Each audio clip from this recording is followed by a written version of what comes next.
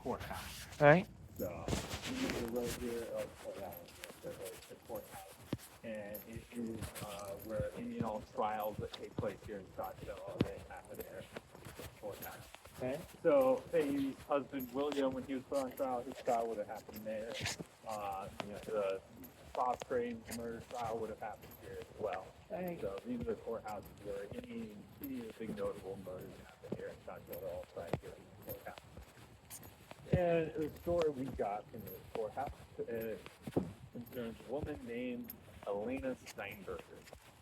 Now, Elaina Steinberger was married to a man named Larry, and by all accounts, it was a very happy marriage. Elaina got a very good job working at their brother's restaurant, and all was good. Up until the restaurant closed, and Larry lost his job.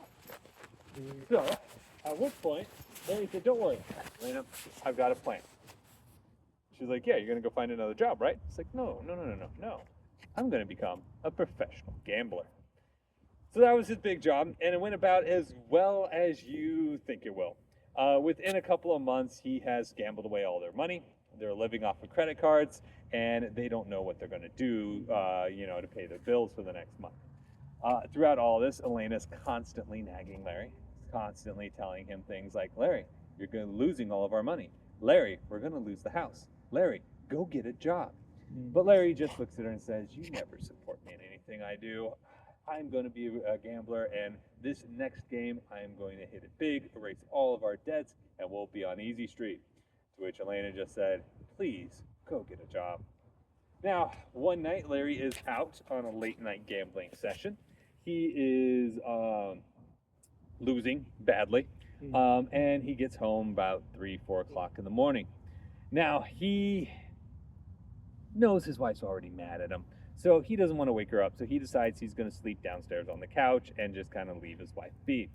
He wakes up the next morning, 8, 9 o'clock in the morning, and he realizes that Elaina isn't up yet. This is very odd, because Elaina is one of those people who's up at the crack of dawn. So he decides to tiptoe upstairs, look inside their bedroom, expecting to see his wife still fast asleep. Instead, what he sees is Elena's bloody body. She's been stabbed about 27 times.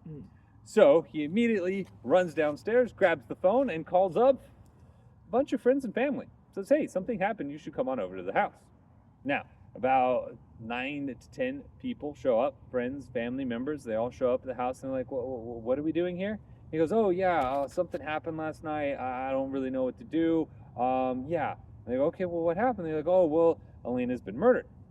They go, "Okay. Have you called the cops yet?" He goes, "Oh, yeah, I should probably do that, huh?" So he picks up the phone and finally gets around to calling the cops. By the time the cops get there, though, these 10 people have walked all around the house, touched everything, trampled all over all kinds of evidence, and contaminated the crime scene.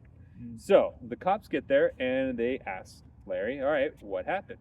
He says, "Well, I got home late last night, found my wife dead this morning.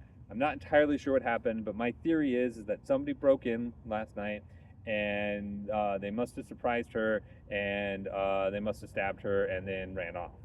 The cops say, "Okay." So they start to look around.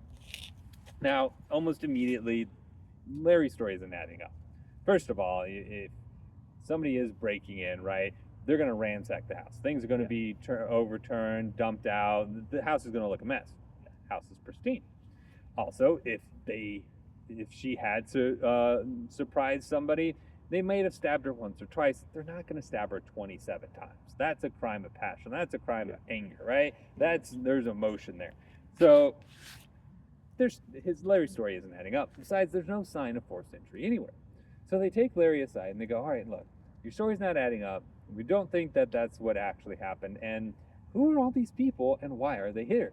And Larry says, "Well, I called them up when I found Elena's body. I needed some people here, and they're just here for emotional support." And they're like, "Okay, well, your story's not adding up. We don't know what happened, but it's definitely not that." To which Larry says, "All right, I don't actually think that's what's happened. I think this is what happened. I think I might have killed her." And they go, "What do you mean you think you might have killed her?"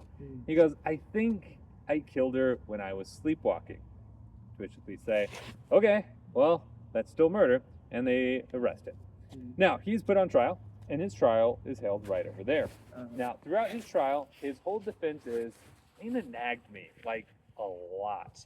You guys have no idea how hard it was living with her when she was constantly nagging me, saying things like, Larry, go get a job. Larry, stop blowing all of our money. Larry, how are we going to pay the bills? You guys just have no idea how stressful it was. That's his entire defense. He brings in psychiatrists to testify on his behalf. He brings in friends who would testify to how much Elaina nagged him. And throughout all of this, apparently there was a lot of husbands on the jury because they find him not guilty by reason of insanity. He spends about a month in a mental health facility before he is declared competent and released without having spent any actual time in jail. So he gets off almost scot-free, right? Very little consequences. Now, the hunting comes in from the story comes from the chef, the cook that works in the holding cells underneath the courthouse. And underneath there is a series of holding cells where anyone who's on trial, they spend their time down there. That's where they're housed while their trial is going on. Now, if you're a true crime fan, you know murder trials can take months, right? So you're going to spend a number of time down there. Now, the cook has seen a number of very weird things, all centering around a kitchen knife or kitchen knives. He says he will be chopping away with the kitchen knife, set it down, turn around to grab something, come back, and the kitchen knife's gone. Turns the kitchen upside down, looking for it everywhere, cannot find it anywhere. And since it's like a little mini, jail down there, you can't just say, oh, lost another one, guess I'll go find another knife. No, you have to account for it, right? So he goes to tell the warden, hey, we've lost another kitchen knife, don't know what happened to it. The warden says, again, he grabs a phone, puts the place on the lockdown. They get up to start looking for it. The warden stands up from his desk, and underneath the desk, about an inch or two from his feet, is said kitchen knife. Now, the warden says he had not left his office at all that day. The chef, cook, whatever you want to refer to it at, had not been in the warden's office at all that day, and yet somehow the kitchen knife is there. Another time, the warden is walking down the holding cells, and he is frantically waved down by an inmate. Waves him down, come here. He gets there, what is going on, what?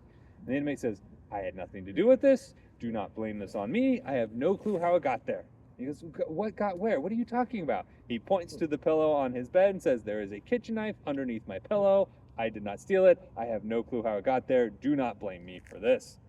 The chef also talks about how he'll be sitting there chopping something up, turns his attention this way, turns back around, and the knife is just spinning in circles on the table.